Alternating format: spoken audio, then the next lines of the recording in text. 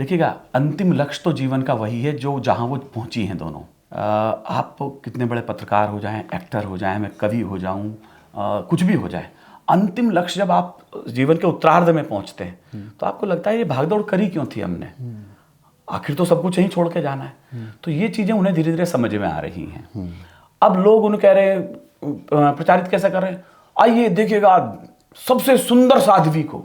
यार ये क्या है, ये कहना कहाँ तक उचित है? आइए देखिए उस एक्ट्रेस को जो बन रही है, उसमें महामंडलेश्वर बन रही है, किन्नर अखाड़े में पहुंच गई हैं, वगैरह वगैरह।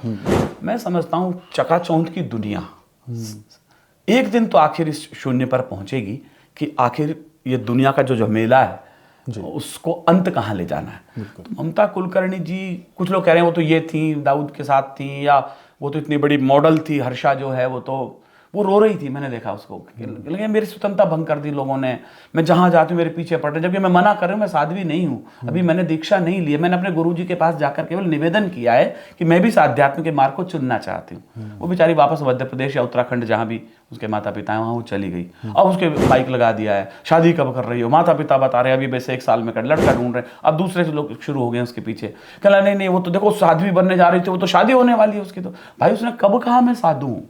वो बेचारी एक सामान्य आध्यात्म का दर्शन देखने के लिए, उसमें आगामी जीवन में कदम रखने के लिए आई।